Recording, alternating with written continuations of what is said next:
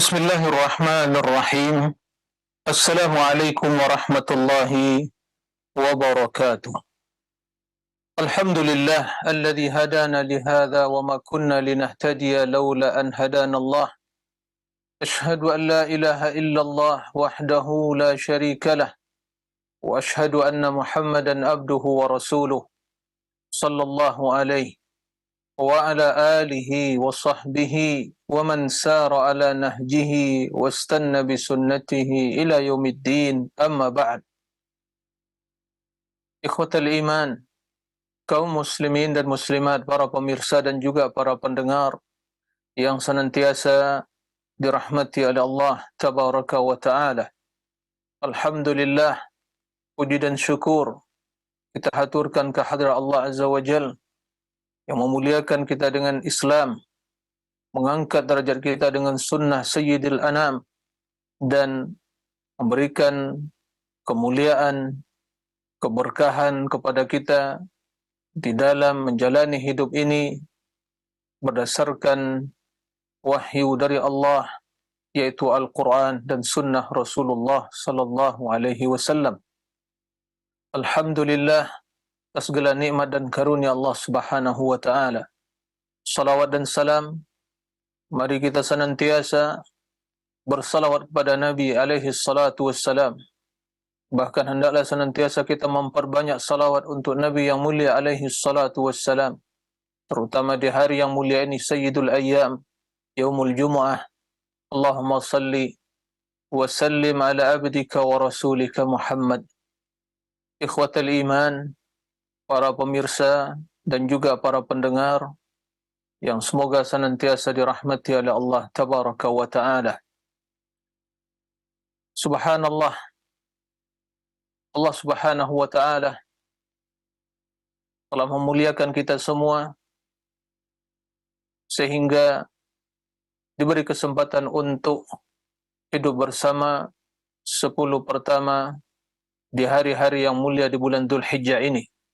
Alhamdulillah, kita berdoa sebelum masuk bulan Dzulhijjah, dan Allah subhanahu wa ta'ala telah memperkenankan dan mengabulkan doa kita sehingga kita diberi kesempatan untuk hidup, untuk melanjutkan sisa-sisa kehidupan di bulan atau di awal 10 pertama bulan Dzulhijjah ini, hari-hari yang spesial di sisi Allah subhanahu wa ta'ala.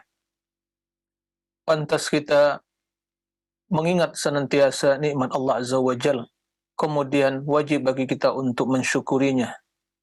Oleh karena itu, ma'asyiral muslimin rahimakumullah, apabila kita mendengar hadis Nabi alaihi salatu wassalam yang menjelaskan ma min ayyamin al-amalu salih fiha ahabbu ila Allah min hadhihi ayyamil 'ashr, tidak ada hari-hari yang lebih mulia beramal saleh, tidak ada hari-hari di mana beramal, melakukan amal saleh di hari-hari tersebut lebih dicintai oleh Allah azza wa jalla dari 10 atau dari hari-hari 10 ini, yaitu 10 pertama bulan Dzulhijjah.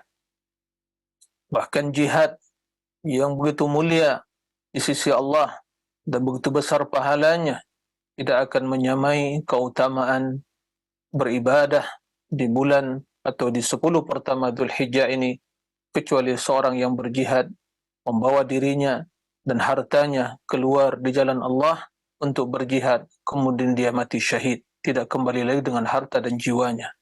Ma'asyiral muslimin rahimakumullah, tatkala kita mendengar hadis Nabi yang mulia tadi, maka pastilah orang-orang yang di hatinya ada keimanan, yang di hatinya ada kecintaan kepada Rasulullah, dan di hatinya ada keinginan untuk meraih kemuliaan dan keberkahan di sisi Allah sebagai bekal menuju Allah azza wa jalla, pastilah orang tersebut akan termotivasi, akan bersemangat di dalam memanfaatkan hari-hari, waktu-waktu, detik demi detik, menit demi menit, jam demi jam yang kita lewati di 10 pertama bulan Dzulhijjah ini. Kenapa tidak? Nabi SAW telah menjelaskan tidak ada amal soleh, tidak ada amalan, apapun bentuk amalannya, baik yang wajib atau yang sunnah, baik dalam bentuk perkataan, perbuatan, amalan fisik, amalan hati, semuanya mendapatkan kedudukan yang spesial di sisi Allah, lebih dicintai oleh Allah Azza wa Jalla di beramal ya di 10 pertama hari-hari bulan Dzulhijjah ini. Oleh kerana itu, ma'asyul muslimin, kembali saya mengingatkan dari pribadi dan kita semuanya, marilah kita berlomba-lomba, mari kita bersemangat untuk meraih keberkahan, kebaikan, kemuliaan yang dijanjikan oleh Allah Azza wa Jalla. Ada 3 hal yang harus menjadi perhatian kita agar kita lebih bersemangat untuk melakukan ibadah.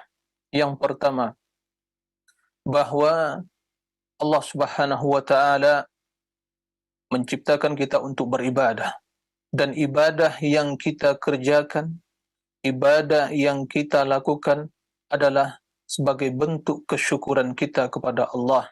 Allah Subhanahu wa taala menjelaskan dalam Al-Quran, "I'malu ala Dawud syukra." Wahai keluarga Daud, beramallah sebagai bentuk kesyukuran kepada Allah. Nikmat yang tidak terhitung banyaknya, karunia yang tidak ada taranya, karunia yang tidak bisa dinilai harganya, Allah curahkan kepada kita, Allah limpahkan kepada kita. Wajib bagi kita untuk bersyukur, maka ketaatan yang kita lakukan, ibadah yang kita kerjakan merupakan bentuk kesyukuran kita kepada Allah. Ikhwatal iman, para pemirsa rahimakumullah. Yang kedua, kita mengetahui bahwa dunia ini tempat kita bercocok tanam. Tempat kita bercocok tanam melakukan berbagai kebajikan yang akan kita panen hasilnya nanti di akhirat. Dunia bukan tempat kita tinggal selama-lamanya. Dunia akan berakhir. Dunia akan fana. Dan yang akan kita bawa menuju Allah adalah ketaatan dan amal ibadah kita. Semua akan Allah Subhanahu wa taala perlihatkan kepada hambanya. Yang berbuat baik akan mendapatkan kebaikan, dan juga yang melakukan kejahatan akan melihat kejahatan tersebut. Maka oleh karena itu, apa yang telah kita persiapkan menuju Allah Subhanahu wa taala, Allah Subhanahu wa taala ya akan memberikan kepada setiap jiwa apa yang telah dilakukan di dunia. Wattaqu yawman turja'una ila Allah thumma tuwaffa kullu nafsin bima kasabat wa hum la yuzlamun. Takutlah kepada hari yang akan dikembalikan kepada Allah Azza wa Jalla. Pada hari tersebut setiap jiwa akan mendapatkan balasan ya terhadap apa yang mereka kerjakan di dunia. Yang ketiga yang harus kita perhatikan, bahwa semua yang kita kerjakan di dunia ini akan dicatat oleh Allah Subhanahu wa taala. Tidak ada yang luput dari ilmu Allah. Malaikat akan mencatat semuanya. Maka hendaklah kita bersungguh-sungguh agar kita nanti melihat tatkala disuguhkan kepada kita catatan-catatan amalan kita, kita dapatkan di sana amal saleh, catatan yang mulia yang akan diberikan kepada kita dari arah kanan dan arah depan. Yang demikian itu tentu menjadi sebab utama dimudahkan hisab kita di sisi Allah Subhanahu wa taala. Maka bersemangatlah kaum muslimin, hari-hari yang mulia, dan pada hari ini kita berada pada hari keempat, atau jika mengikuti wukuf di Arafah sesuai dengan kalender atau ru'yatul hilal di pelaksanaan ibadah haji, maka hari kelima. Maka bersungguh-sungguhlah wahai kaum muslimin untuk melakukan kebaikan, untuk melakukan berbagai ketaatan yang mampu kita lakukan. Dari tentunya yang pertama melaksanakan amalan-amalan yang wajib. Solat 5 waktu dijaga pada waktunya dengan kekhusyukannya, dengan rukun dan syarat-syaratnya. Jika seorang berpuasa, silakan dia berpuasa, bersedekah. Jika diberi kesempatan untuk haji, maka manfaatkan sebaik mungkin untuk meraih haji yang mabrur. Dan amalan-amalan yang lain membaca Al-Quran, berzikir, amalan yang ringan tapi sangat besar pahalanya di sisi Allah Subhanahu wa taala. Ini hal yang perlu diingatkan di awal kajian kita pada kesempatan kali ini. Yang kedua, ikhwatal iman, para pemirsa rahimakumullah, kita hidup di zaman penuh dengan berbagai fitnah, fitnah syubhat dan fitnah syahwat. Yang lebih dahsyat lagi, yang lebih berbahaya adalah fitnah asyubuhat, pemikiran, pemahaman, ya, ideologi yang sesat, menyesatkan, pemahaman yang menyimpang.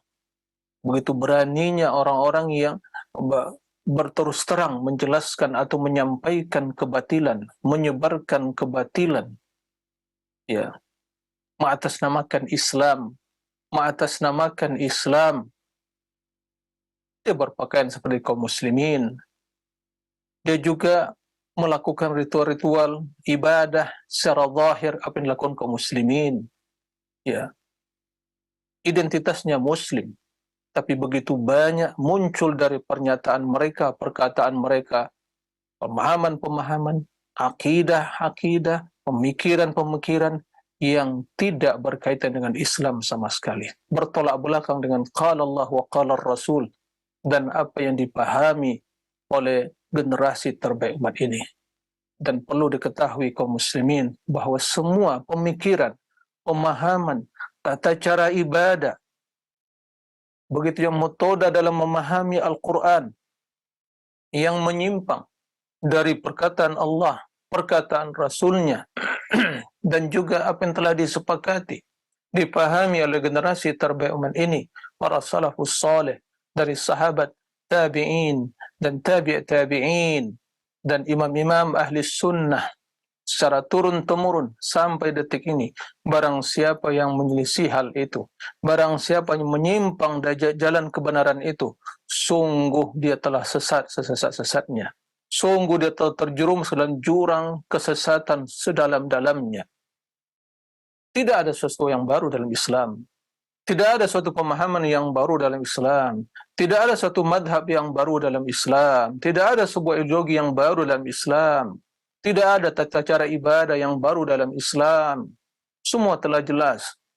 Apa yang tidak menjadi agama di zaman Rasulullah sallallahu alaihi wasallam dan juga tidak diamalkan oleh para sahabat Muhajirin wal Ansar dan tidak juga diamalkan dan tidak pernah dinukil oleh para imam-imam ahli sunnah dari lintas madhab yang 4 tersebut, dan tidak pernah mereka wariskan, mereka sampaikan dalam karya-karya tulis mereka yang dinukil, yang diterima oleh generasi setelah mereka secara turun-temurun. Jelas sumbernya, tidak ada hal-hal yang baru, yang nyeleneh, yang aneh, pemikiran akidah. Lalu muncul sebagian manusia di zaman sekarang ini mengatasnamakan Islam, ingin membuat suatu pemikiran, ingin menampilkan suatu pemahaman sesuai dengan pemahamannya, sesuai dengan pemikirannya yang jauh dari bimbingan ilmu para ulama, yang jauh dari pemahaman yang benar, yang tidak sesuai dengan apa yang dipahami oleh generasi terbaik umat ini. Maka yakinlah wahai kaum muslimin, tanpa ada keraguan sedikit pun, itu adalah kesesatan, itu adalah kebatilan yang tidak boleh kita ragu untuk menilai kebatilannya, yang tidak perlu ada kompromi dalam menilai kebatilannya. Ada hal-hal prinsip dasar di dalam agama ini yang tidak ada toleransi dalam hal itu. Di dalam akidah, keyakinan kita bahwa Al-Quran kalamullah, itu hal yang prinsip, bukan kalamur Rasulillah. Maka jika ada orang mengatakan qala Muhammad sallallahu alaihi wasallam fil Qur'anil Karim, hadza kalamun batil, sebatil-batilnya. Karena Al-Quran bukan kalam Muhammad, tapi kalamullah, disampaikan oleh Jibril, didengar oleh Jibril dari Allah langsung, kemudian disampaikan oleh Jibril kepada Muhammad langsung, wahyu, kemudian Nabi Muhammad sallallahu alaihi wasallam menyampaikannya kepada kita sebagaimana yang difirmankan oleh Allah. Jadi Al-Quran bukan perkataan Muhammad, tapi kalamullah, Wa in ahadun minal musyrikin istajaraka fa'ajirhu hatta yasma'a kalam Allah. Jika ada seorang musyrikin yang ingin istajaraka, minta keamanan darimu, maka amankan dia. Berikan kepadanya keamanan tersebut sampai dia mendengar kalam Allah. Jadi itu kalamu Allah Rabbul Alamin, tapi Rasul hanya menyampaikan. Ikhwatal iman, rahimakumullah. Begitu juga dalam tata cara solat misalnya, bahwa solat dalam Islam, Rasul memerintahkan bahwa dalam solat itu dirapatkan, dan kaum wanita adalah di saf yang belakang, bukan sejajar dengan kaum lelaki. Bukan wanita menjadi imam kaum lelaki, karena dalam solat diperintahkan istau, luruskan, tarasu, dirapatkan, hadu bainal manaqibi wal aqdam, didempetkan bahu dengan juga mata kaki kita. Itu dalil yang menjelaskan sunnah Nabi SAW. Jangan ada setelah itu orang mengatakan Allah memerintahkan wa idza qila lakum tafassahu fil majalisi fafsahu, apabila dikatakan kepada kalian berlonggar-longgarlah dalam berlapang-lapang dalam majlis, maka berlapang-lapanglah. Itu bukan konteks dalam solat. Barang siapa yang menggunakan ayat tersebut untuk sebagai dalil yang menjelaskan bahawa dalam solat kita harus merenggangkan saf, sungguh dia telah sesat dalam memahami ayat Al-Quran. Tidak bisa memahami ayat Al-Quran hanya dengan otak semata, dengan akal logika semata. Harus kembali kepada Al-Quran, harus kembali kepada hadis Nabi SAW. Ikhwatal iman, kita hidup di zaman fitnah pemikiran, fitnah pemahaman yang harus kita waspadai, dan tidak ada cara untuk bisa menyelamatkan diri dari kesesatan-kesesatan yang muncul setiap saat, yang aneh dan nyeleneh, kecuali dengan membentengi dengan ilmu agama, terutama memahami akidah yang benar, akidah yang telah diwariskan oleh Rasul kepada para sahabatnya, kemudian sahabat pada tabi'in pada atba'ut tabi'in, kemudian diwarisi oleh ulama-ulama Islam secara turun-temurun sampai saat ini. Kita harus belajar akidah yang benar, cara beragama yang benar. Cara beragama yang benar adalah kembali kepada qala Allah wa qala Rasul. Memahami qala Allah wa qala Rasul sesuai dengan pemahaman para salafus saleh. Cara beragama yang benar tidak mengada-ngada pemikiran, pemahaman yang aneh, nyeleneh, yang bertentangan dengan qala Allah wa qala Rasul. Tidak membuat pemahaman-pemahaman yang nyeleneh, yang aneh, yang baru, yang bertentangan dengan qala Allah wa qala Rasul. Tidak membuat tata cara ibadah yang baru, laksanaan ibadah yang baru, yang tidak ada landasannya dari qala Allah wa qala Rasul. Tidak ada madhab yang baru. Ahli sunnah wal jamaah setelah sepakat bahwa madhab yang diakui di dunia Islam di dalam memahami agama ini, sampai saat ini adalah 4 madhab. Madhab Abu Hanifah, madhab Malik, madhab Syafi'i, madhab Imam Ahmad bin Hanbal. Tidak ada madhab-madhab yang lain. Madhab si fulan, madhab si fulan. Dan itu pun perlu kita mengetahui bahwa semua madhab yang 4 tersebut adalah madhab ahli sunnah. Mereka memiliki akidah ahli sunnah wal jamaah, dan mereka menjunjung tinggi dalil, dan mereka mengagungkan qala Allah wa qala Rasul. Bukan sesuai dengan pemikiran, pendapat mereka masing-masing. Adanya perbedaan di kalangan mereka dalam perkara masalah ijtihadiyah, furu'iyah yang diperbolehkan di dalam berijtihad. Adapun permasalahan akidah, itu tidak ada perbedaan di antara mereka. Ini harus dipahami. Harus taslim, pasrah, berserah diri kepada Allah, mengagungkan Al-Quran, mengagungkan sunnah-sunnah Nabi. Ini prinsip seorang muslim yang beragama.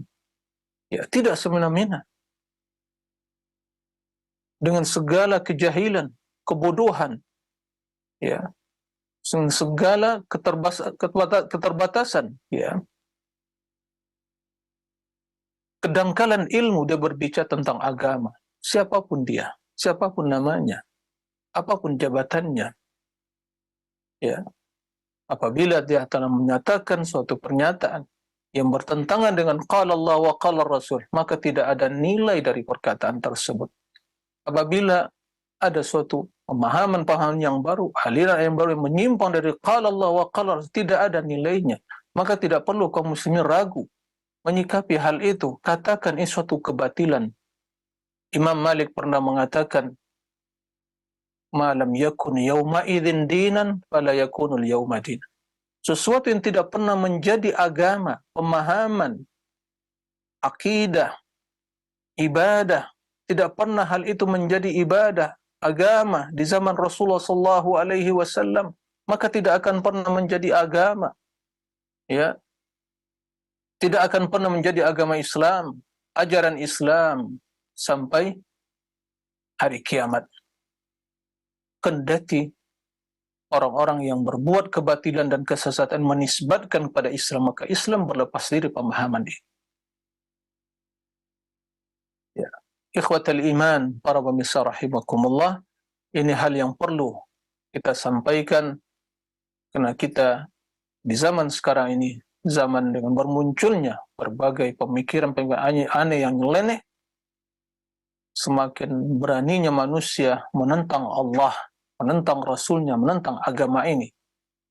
Semakin ahlinya manusia di dalam bersilat lidah untuk menebarkan kebatilan.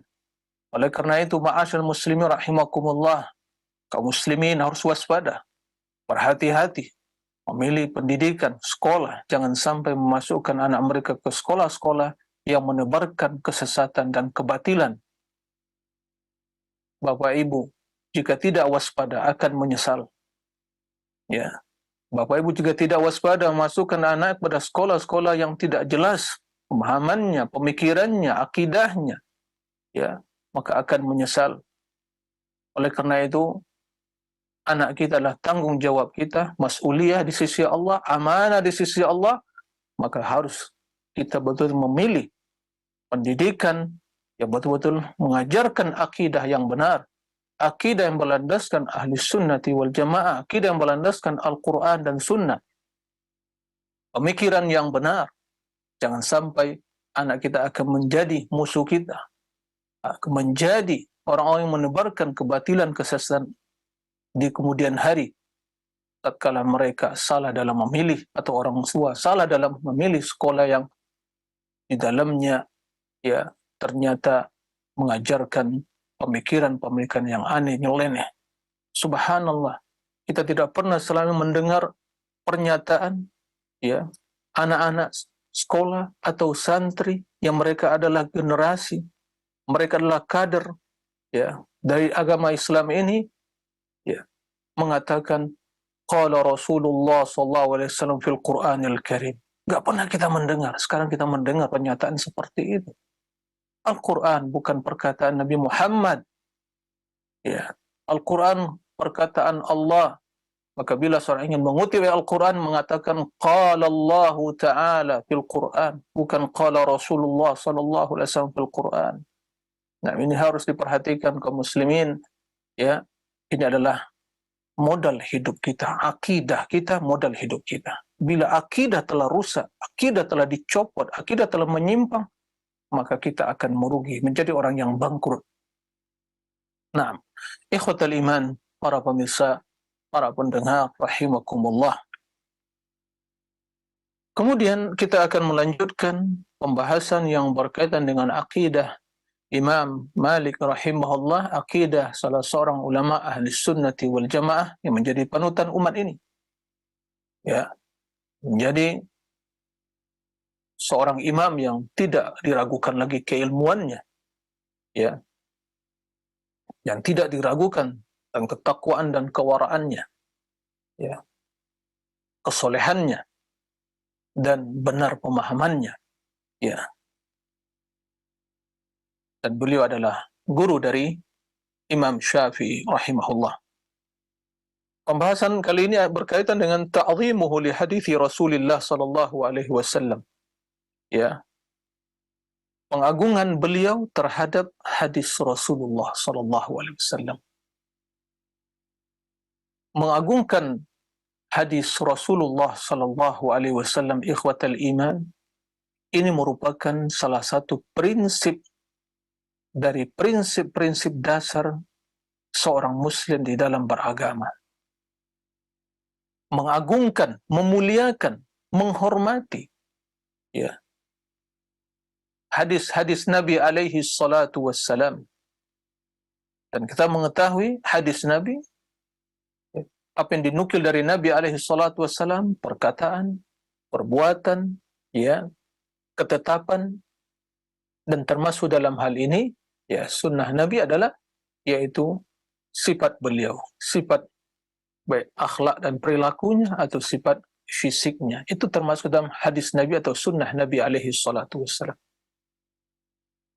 Bila disampaikan kepada kita, bila dinukilkan dengan riwayat-riwayat yang sahih, ya, dan jelas sumbernya, diriwayatkan oleh para imam-imam ahlul hadis, maka wajib bagi kita untuk menerima hadis tersebut, untuk mengagungkan hadis-hadis Nabi alaihi salatu wassalam, ya, memuliakan. Yang demikian itu termasuk ke dalam makna firman Allah, wa may yu'azzim sya'airallah fa inna dzalika min taqwal qulub. Nah, bahwa sesungguhnya mengagungkan syiar-syiar agama Allah, syiar-syiar Allah, yaitu agama Allah, semua itu merupakan bagian dari ketakwaan hati seorang muslim. Dan syiar-syiar Allah adalah simbol-simbol agama Islam ini. Al-Quran, hadis, dan perintah-perintah Allah, larangan-larangan Allah yang wajib tinggalkan, perintah yang wajib dilaksanakan, ya, Quran yang wajib diagungkan, dimuliakan. Begitu juga hadis Nabi alaihi salatu wassalam dan seluruh yang berkaitan dengan agama ini, pilar-pilar agama Islam ini. Itu semua, ya, wajib diagungkan, dan itu merupakan konsekuensi dari keimanan kepada Allah dan Rasulnya, dan juga merupakan makna dari ketakwaan hati kita kepada Allah Subhanahu wa ta'ala. Nah, maka mengagungkan sunnah Nabi alaihi salatu wassalam merupakan makna dari keimanan kita kepada Rasulullah, merupakan bagian dari makna persaksian kita, asyhadu anna Muhammadar Rasulullah, aku bersaksi bahwa Muhammad adalah utusan Allah, ya. Muhammad sallallahu alaihi wasallam, Nabi kita Muhammad sallallahu alaihi wasallam, utusan Allah, Abdullah wa Rasuluh, hamba Allah dan Rasulnya, yang diutus oleh Allah Subhanahu wa ta'ala. Dan apa yang diturunkan oleh Allah Subhanahu wa ta'ala kepada beliau, itu merupakan wahyu yang langsung dari Allah Subhanahu wa ta'ala lewat perantara Jibril. Qala Allah ta'ala, wa ma yantiqu anil hawa in huwa illa wahyu yuha. Wa ma yantiqu, dan tidaklah dia, yaitu Muhammad sallallahu alaihi wasallam, yantiqu anil hawa, berbicara berdasarkan hawa nafsu, tiada lain kecuali illa wahyun yuha, kecuali wahyu yang diturunkan kepadanya. Naam. Ala inni utitul Qur'an wa mithlahu ma'ah. Kata Nabi alaihi salatu wassalam, sesungguhnya aku diberikan Al-Quran, diwahyukan, diturunkan kepadaku Al-Quran, diberikan kepadaku Al-Quran wa mithlahu ma'ah, dan yang semisalnya bersama Al-Quran, yaitu sunnah, ya. Maka apa yang disampaikan Nabi alaihi salatu wassalam wahyu yang wajib diagungkan, dimuliakan, itu kebenaran yang mutlak, kebenaran yang absolut. Sebagaimana Al-Quran kalamullah, kebenaran yang tiada keraguan di dalamnya, itulah wahyu, ya. Sebagaimana firman Allah Subhanahu wa ta'ala, Innama ana basyarum mithlukum yuha ilayya. Ya. Wattabi' ma uhiya ilaika min rabbik. Ikuti apa yang diwahyukan kepadamu dari Rabbmu ya Muhammad. Al-Qur'anul Karim. Ya. Kemudian Allah menjelaskan kedudukan sunnah. Wa ma yantiqu 'anil hawa in huwa illa wahyu yuha. Wa Muhammad sallallahu alaihi wasallam tidaklah berbicara dengan hawa nafsu, kecuali dengan apa yang diturunkan kepadanya, itu wahyu yang diturunkan kepadanya. Dan Allah Subhanahu wa taala perintahkan kita untuk mengikuti apa yang diturunkan oleh Allah Subhanahu wa taala kepada nabinya. Wa ma atakumur rasul fakhudhuhu wa ma nahakum anhu fantahu. Wa ma atakumur rasul, apa yang datang dari rasul, yang dibawa oleh rasul kepada kalian, maka khudhuhu, amalkan, terima. Ya. Wa ma nahakum anhu fantahu, apa yang dicegah beliau, tinggalkan. Ya. Dan barang siapa yang tidak menerima apa yang diturunkan oleh Allah kepada nabinya, maka sungguh tidaklah sah keimanannya. Begitu juga barang siapa yang menentang apa yang diturunkan kepada Rasulullah SAW, dipertanyakan keimanannya. Fala wa rabbik la yu'minun hatta yuhakkimuka fima shajara bainahum thumma la yajidu fi anfusihim harajan mimma qadait wa yusallimu taslima. Maka demi Rabbmu, tidaklah mereka beriman hatta yuhakkimuka fima shajara bainahum, sampai mereka, wahai Muhammad, menjadikanmu sebagai hakim yang memutuskan perkara yang mereka perselisihkan di antara mereka. Kemudian hatta yuhakkimuka fima shajara bainahum thumma la yajidu fi anfusihim haraj. Kemudian mereka tidak mendapatkan di dalam hati mereka rasa tidak senang, haraj, rasa atau keberatan dalam menerima keputusan apa yang telah dijelaskan Nabi sallallahu alaihi wasallam. Wa yusallimu taslima, kemudian mereka pasrah, berserah diri kepada keputusan Muhammad sallallahu alaihi wasallam. Oleh karena itu Allah Subhanahu wa taala ya memberikan warning, memperingatkan kita tentang bahaya menyelisihi Rasul dan menolak apa yang dibawa oleh Rasul sallallahu alaihi wasallam. Falyahdharil ladzina yukhalifuna an amrih an tusibahum fitnah wa yusibahum adzabun alim. Hendaklah waspada orang-orang yang menyelisihi perintah Rasul, hadis Rasul, sunnah Rasul.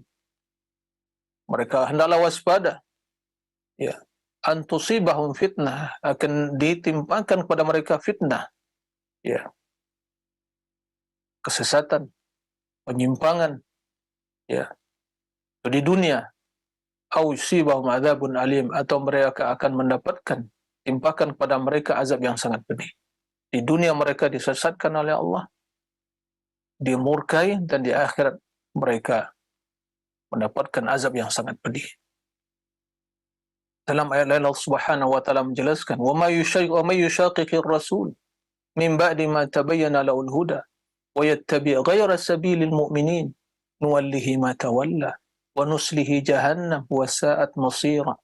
Barang siapa yang mendurhakai Rasul, menentang Rasul setelah datang al-huda, ya, min ba'di ma tabayyana lahumul huda, telah jelas datang petunjuk kepada mereka, tapi mereka berpaling, mendurhakai, menyelisihi, menentang, dan mengikuti selain jalan orang-orang yang beriman, kaum sahabat Nabi alaihi salatu wassalam, ya, dan orang-orang mengikuti mereka. Maka kata Allah Subhanahu wa taala, nuslihi jahannam wa sa'at masira, nuwallihi ma tawalla. Kami palingkan mereka kemana mereka berpaling. Wasnura nuslihi jahannam, dan di akhirat masukkan ke neraka jahannam, wa sa'at masira, itulah sejelek-jelek tempat kembali. Maka semua orang-orang yang membuat pemikiran yang aneh dan nyeleneh, memberikan pernyataan yang menyimpang, yang tidak sesuai dengan qala Allah wa qala Rasul, sungguh mereka telah menentang Allah dan Rasulnya. sungguh mereka telah menentang Allah dan Rasulnya, ya, maka mereka akan binasa dan celaka.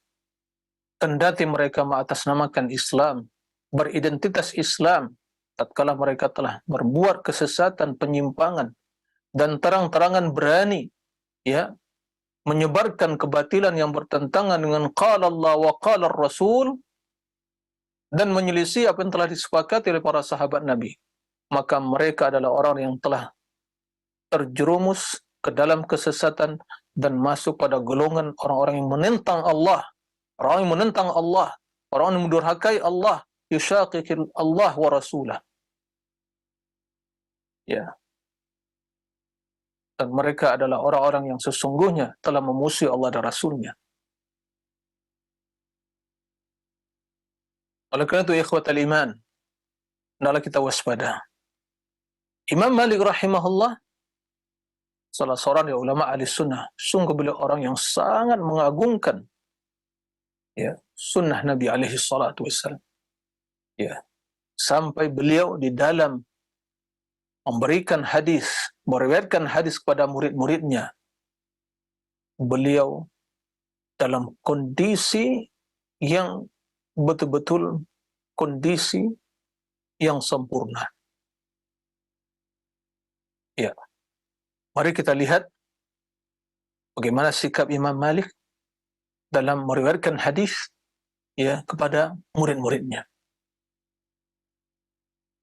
Beliau dalam kondisi memakai pakaian yang bersih, yang rapi, pakai wangi-wangian, bersuci, berwudu, akan mandi sebelumnya, memakai pakaian yang rapi, ya, kemudian duduk dengan rapi, tidak bersandar, ya, betul dalam keadaan, ya, kondisi yang terbaik sebagai bentuk pengagungan kepada sunnah Nabi alaihi salatu wassalam. Bahkan beliau tidak pernah meriwayatkan hadis, menyampaikan hadis dalam keadaan berdiri, duduk, dalam keadaan fokus dan konsentrasi. Tidak pernah menyampaikan hadis kecuali dalam keadaan berwudu. Mari kita baca sebagian riwayat yang menjelaskan kondisi Imam Malik rahimahullah. Dengan demikian Allah angkat derajat ini. Tatkala ya, Imam Malik, ya, mengagungkan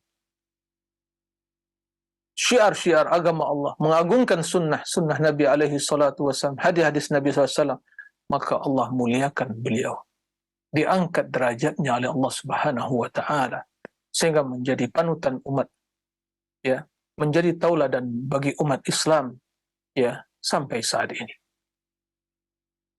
Qala Abu Mus'ab Az-Zuhri, salah seorang dari murid beliau, Abu Mus'ab Az-Zuhri, menceritakan, kana Malik, Imam Malik, la yuhaddithu illa ala wudu'in, tidak akan menyampaikan hadis, yuhaddits, illa ala wudu'in, ke dalam keadaan berwudu', ijlalan minhu li hadithi Rasulullah SAW, sebagai bentuk pengagungan dari beliau kepada hadis Rasulullah SAW.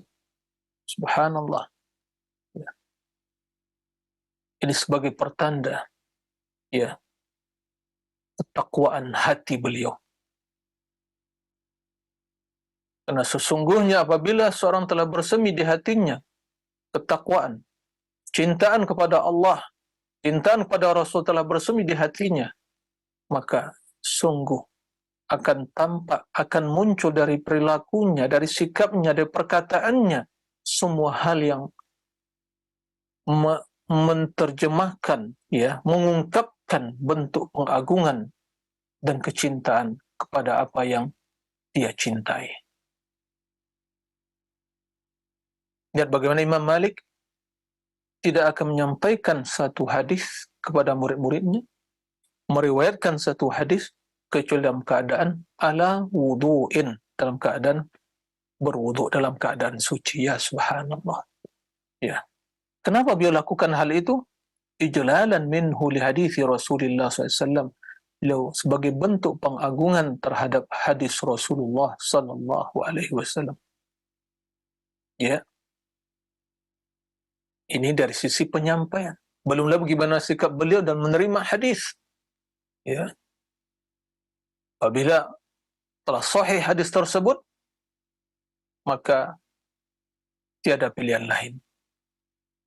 Ya, semua tunduk, pemikiran kita, pemahaman kita, ya, semua tunduk pada hadis Rasulullah SAW. Berbeda orang-orang zaman sekarang ini, karena kejahilan mereka, ya, mereka berani menentang, ya, bahkan tidak ada bentuk pengagungan pada sunnah Nabi.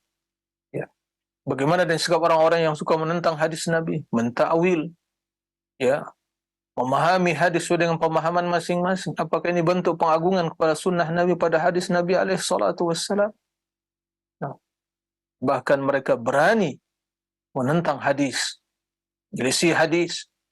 Ya, waliyazubillah, kita berlindung kepada Allah dari kesesatan, dari berbagai fitnah, syubhat dan syahwat. Kemudian Abu Salamah Al-Khuzai, Imam Abu Salamah Al-Khuzai juga meriwayatkan, menceritakan, kana Malik bin Anas idza arada an yakhruja yuhaddithu tawadda'a wudu'ahu lis-salati wa labisa ahsana thiyabihi wa labisa qalansuwatah wa mashyata lihiyatah faqila lahu fi dhalika faqala waqqiru haditha Rasulillah sallallahu alaihi wasallam. Malik bin Anas apabila beliau ingin keluar, ya, meriwayatkan hadis, menyampaikan hadis, maka beliau berwudu terlebih dahulu. Ingin keluar dari rumahnya, Masjidil Rasul sallallahu alaihi wasallam, beliau berwudu terlebih dahulu seperti beliau berwudu ingin melakukan salat. Dan memakai pakaian yang terbaik, ahsana thiyabi, wa labisa qalansuwatah, dan memakai pecinya, ya. Mereka juga memakai peci. Nah, penutup kepalanya. Wa mashyata lihyatah, disisir dulu, ya, jenggotnya dirapikan. Subhanallah. Ya. Faqila lahu, ditanyakan kepadanya, kenapa kamu lakukan hal itu? Qala uwaqqiru hadits Rasulillah sallallahu alaihi wasallam. Saya ingin memuliakan, ingin mengagungkan hadis Rasulullah sallallahu alaihi wasallam. Subhanallah. Maka di sini juga kita mengambil faedah, pelajaran. Bila kita ingin datang ke majelis ilmu, maka persiapkan diri. Pakailah pakaian yang rapi, ya. Betul-betul mempersiapkan diri. Karena kita akan mendengar qala Allah wa qala Rasulullah sallallahu alaihi wasallam. Ya. Ini hal yang perlu diperhatikan.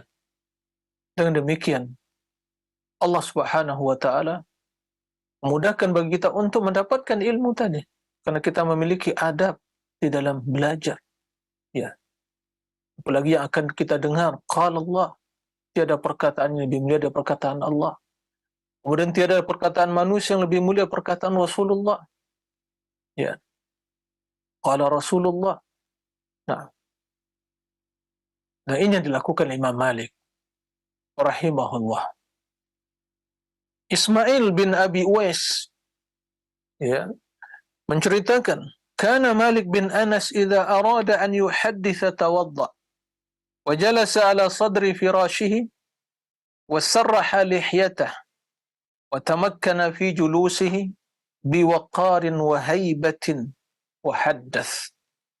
Faqila lahu fi dhalik faqala uhib an u'azzima haditha Rasulillah sallallahu alaihi wasallam wa la uhaddithu illa ala taharatin mutamakkina.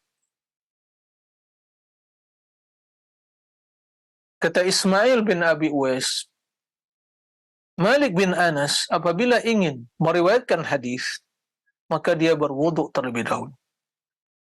Kemudian duduk di majlis di majlis yang paling depan, ya, wa sarraha lihyatah, dia rapikan jenggotnya, wa tamakkana fi julusihi, duduk dengan baik, ya, biwaqarin, dengan segala kemuliaan, keagungan, ya, betul-betul duduk dengan betul-betul duduk yang betul-betul mempersiapkan diri untuk duduk, ya, duduk sempurna, biwaqar, dengan segala kesantunan dan dengan segala haibah, keagungan, ya. Faqila lahu, ditanyakan kepadanya tentang hal itu, kenapa kamu lakukan hal itu? Qala uhibbu an u'azzima hadits Rasulillah SAW, saya ingin mengagungkan hadis Nabi sallallahu alaihi wasallam. Walau hadis, dan tidak pernah, saya tidak mau meriwayatkan hadis illa ala taharatin, kecuali dalam keadaan tahara, dalam keadaan suci, mutamakkinan, duduk dalam keadaan rapi, ya, ya, tidak bersandar beliau, ya, atau mengangkat salah satu dari kakinya, tidak, duduk dalam keadaan rapi, ya. Begitu beliau ingin mengagungkan hadis Nabi alaihi salatu wassalam. Dalam sebuah riwayat disebutkan, kana khali, yaitu Ismail bin Abi Uwais menjelaskan, kana khali, yaitu khal, pamanku, dari jalur ibunya, yaitu Imam Malik. Kana khali Malik la yuhaddithu an Rasul illa ala tahara, bahwa pamanku yaitu khali Malik tidak menyampaikan hadis kecuali menyampaikan hadis dari Rasulullah SAW kecuali dalam keadaan tahara, dalam keadaan bersuci, dalam keadaan berwudu. Qala Muttarib bin Abdullah, Imam Muttarib bin Abdullah menceritakan, kana Malik idza haddatha an Rasulillah ightasala wa tatayyab wa labisa thiyaban jududa thumma yuhaddith. Qala ghairuhu ijlalan li hadithi Rasulillah sallallahu alaihi wasallam. Malik apabila meriwayatkan hadis dari Rasulullah sallallahu alaihi wasallam, idza arada, apabila beliau ingin meriwayatkan hadis, ightasal, beliau mandi terlebih dahulu, wa tatayyab, dan memakai wangi-wangian. Subhanallah. Wa labisa thiyaban jud, memakai pakaian yang baru. Thumma yuhaddits, kemudian beliau yuhaddits, ya, menyampaikan hadis, meriwayatkan hadis. Nah, yang demikian itu beliau lakukan ijlalan li hadis Rasulullah, untuk mengagungkan, sebagai bentuk pengagungan kepada hadis Rasulullah sallallahu alaihi wasallam. Wa qala Yahya bin Abdullah ibn Bukair, Yahya bin Abdullah ibn Bukair mengatakan, kana Malik bin Anas rahimahullah ta'ala idza urida alaihi al-muwatta tahayya'a wa labisa thiyabahu wa amamatahu thumma atraq fala yatanakham wala yabzuq wala ya'bath bi syai'in min lihyatihi hatta yafragha min al-qira'ati i'zaman li hadithi Rasulillah sallallahu alaihi wasallam. Malik bin Anas rahimahullah apabila, ya, disuguhkan kepadanya kitab Muwatta, yaitu untuk membaca kitab Muwatta. Kitab Muwatta adalah karya Imam Malik yang mengumpulkan hadis-hadis Nabi sallallahu alaihi wasallam, juga athar-athar para sahabat. Ya, hadis Nabi di zaman Imam Malik, bahwa kitab Muwatta adalah kitab yang paling sahih. Tapi setelah itu datang Imam Bukhari, Muslim, menulis kitab Sahih Bukhari dan Muslim. Di zaman Imam Malik, kitab yang paling sahih adalah kitab Muwatta. Sehingga Imam Syafi'i rahimahullah, sebelum berjumpa dengan Imam Malik, waktu itu beliau masih di Makkah, kemudian ingin ke Madinah, maka beliau terlebih dahulu, ya, menghafal kitab Muwatta. Begitu Imam Syafi'i membacakan hadis-hadis Muwatta kepada Imam Malik, beliau heran, takjub, begitu indah bacaannya, fasih bacaannya, dan beliau hafal semua kitab Muwatta. Subhanallah. Beliau berumur kurang lebih antara 10 sampai 11 tahun telah hafal kitab Muwatta. Imam Syafi'i menghafal Al-Quran berumur 7 tahun. Subhanallah. Nah, begitu disuguhkan kepada Imam Malik yang membaca kitab Muwatta yang telah beliau kumpulkan di sana hadis-hadis Nabi alaihi salatu wassalam, tahayya, beliau persiapkan diri. Wala bisa thiyabah, memakai pakaian beliau yang kain yang terbaru. Ya. Wa amamatah, dan imamahnya, sorbannya. Nah, summa atraq, kemudian beliau diam. Ya. Wala yatanakham wala yabs, tidak akan meludah. Wala ya'bath bi syai', dan tidak akan memainkan sesuatu. Min lihyatihi. Ya. Diam, kemudian dia membacakan, tidak akan pernah sambil membaca dia memainkan atau megang, mungkin merapikan jenggotnya, tidak. La ya'bath bi syai'. Hatta yafragha min al-qira'ah, sampai selesai membaca kitab Muwatta tadi. Naam. I'dhaman li hadithi Rasulullah sallam, sebagai bentuk pengagungan pada hadis Rasulullah sallam. Jadi bila datang muridnya yang membacakan Muwatta kepadanya, atau beliau ingin membacakan Muwatta kepada murid-muridnya, beliau mempersiapkan diri. Ya. Wa an Musa bin Abdullah Az-Zubairi, dari Musa bin Abdullah Az-Zubairi, anna Harun ar-Rashid lamma hajja ata Malikan fasta'dana alaihi fahajabahu, bahwa Khalifah Harun ar-Rashid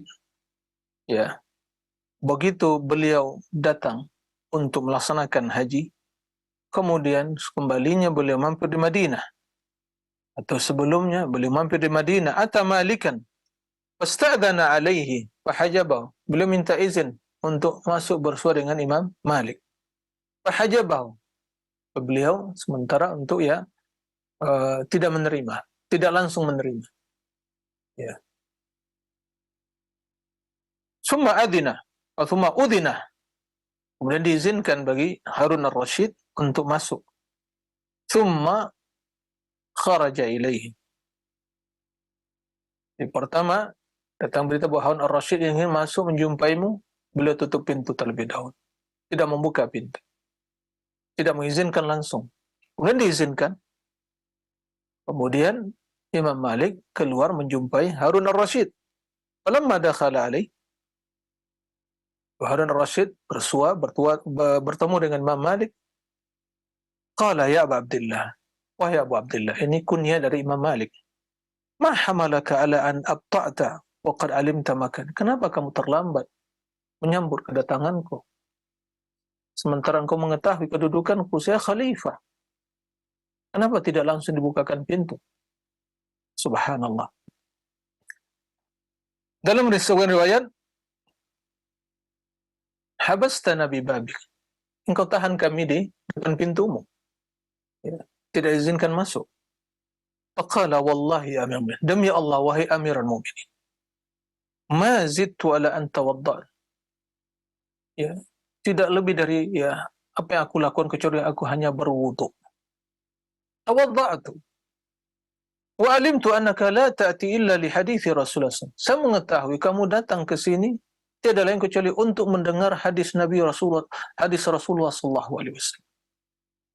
Subhanallah.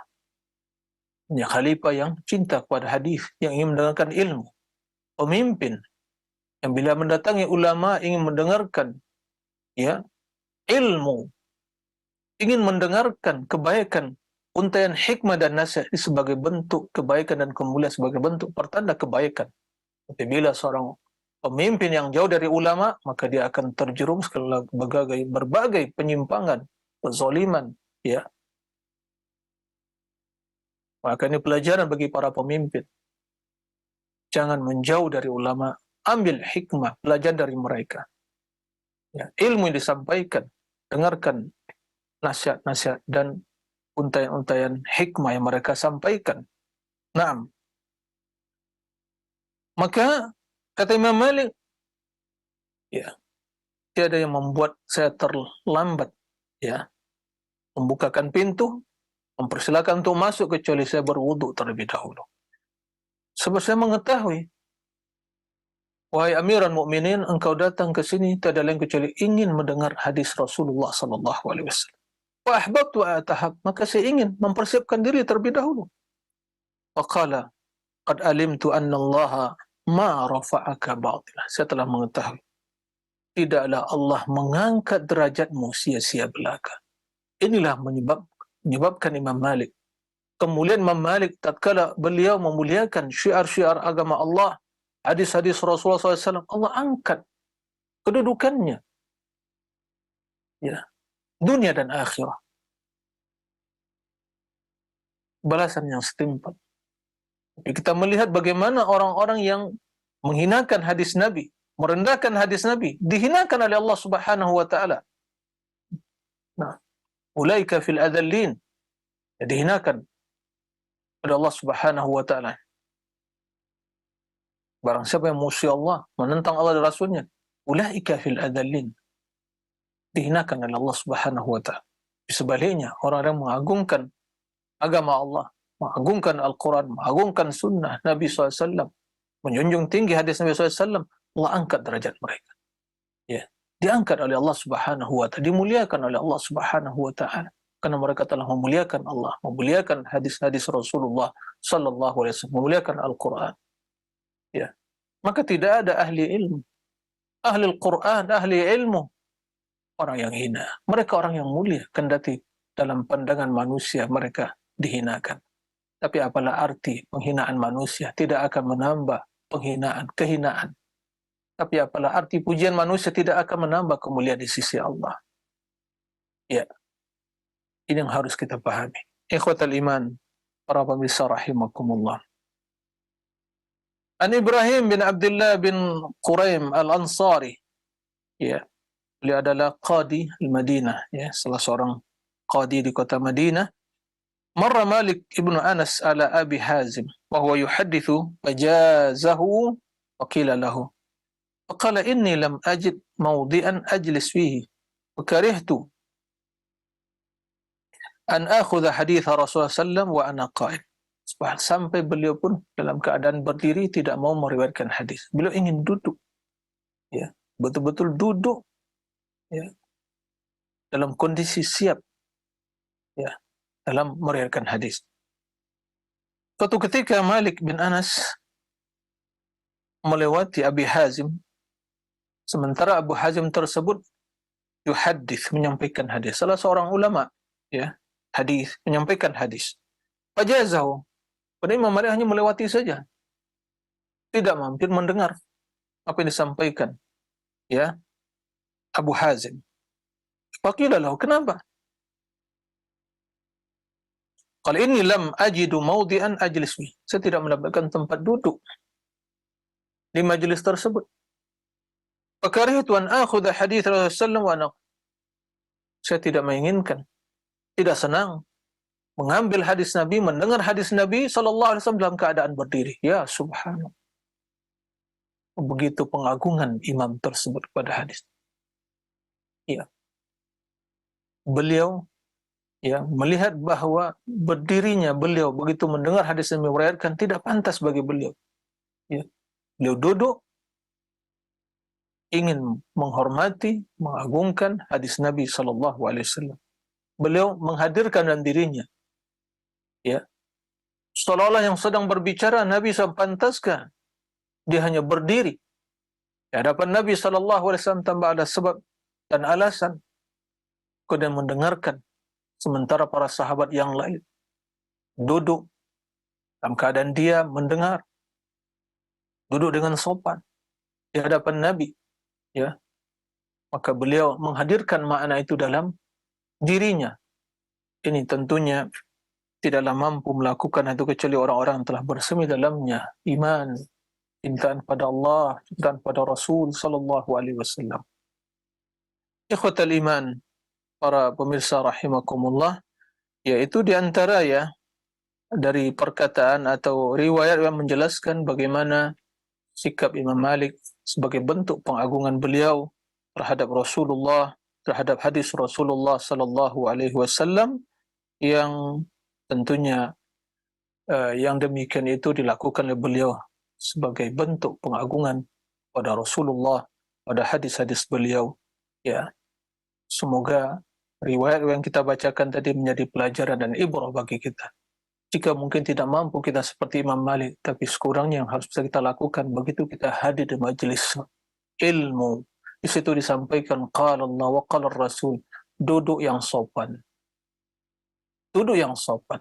Datang ke majelis ilmu pakaian yang rapi. Ya, duduk yang sopan. Begitu juga begitu duduk jangan sibuk dengan hal yang lain. Masih sempat juga membuka mungkin gadget kita masing-masing. Masih juga meladeni mungkin ya menjawab pesan-pesan mungkin dari mungkin WA-nya atau mungkin Telegramnya, sibuk dengan yang lain. Sementara hadis Nabi dibacakan di hadapan kita, tidak pantas. Ya, maka mari kita ya membenahi diri, introspeksi diri, bagaimana pengagungan kita kepada hadis-hadis Rasulullah Sallallahu Alaihi Wasallam. Yang lebih ya berbahaya lagi, tatkala hadis Nabi sampaikan sahih benar, maka dia gunakan akalnya. Ini benar atau tidak? Ini kok tidak bisa diterima akal ini. Ya subhanallah, akal Anda yang rusak. Tidak semua yang disampaikan itu bisa dicerna akal. Tapi yakin bahwa semua yang disampaikan Rasulullah telah benar jika itu sahih riwayat. Di sinilah diuji seorang muslim. Dia pasrah, menerima, atau masih juga menggunakan logika dia yang sesat, yang terbatas, untuk menolak dengan berbagai alasan ini dan itunya. Maka seorang mukmin apabila telah mendengar hadis Rasulullah SAW, qala Rasulullah SAW, sahih hadisnya, benar, ya tidak ragukan lagi sanad dan periwayatannya, maka dia mengatakan ala ra'si wal ain, diterima, kendati tidak memahami hikmahnya. Karena Anda, kita semua, siapapun diwajibkan menerima, bukan memahami hikmahnya. Ya, kebenaran iman kita bukan tergantung kepada memahami hikmahnya, tapi kebenaran iman kita tergantung kepada menerima apa yang kita dengar dari Rasulullah SAW. Ini prinsip dalam beragama yang harus kita pahami. Mungkin demikian bisa dibacakan dari sebagian riwayat menjelaskan sikap Imam Malik terhadap hadis Nabi, pengagungan beliau terhadap hadis Nabi SAW. Masih tersisa berapa riwayat, insyaallah masih, bila kita masih ya berumur, di pekan yang akan datang kita lanjutkan. Para pemirsa dan juga para pendengar, mungkin itu yang bisa disampaikan pada kesempatan hari yang mulia ini. Semoga kita senantiasa dalam lindungan Allah Subhanahu wa taala, diberi kemudahan, pertolongan untuk beribadah, berzikir dan melakukan ya mensyukuri nikmat Allah Subhanahu wa taala. Allahumma amin. Demikian wa sallallahu wa sallam nabiyina Muhammad wa alihi wa sahbihi wasallim walhamdulillahirabbil alamin. Subhanakallahumma wa bihamdik asyhadu an la ilaha illa anta astaghfiruka wa atubu ilaik. Wassalamualaikum warahmatullahi wabarakatuh.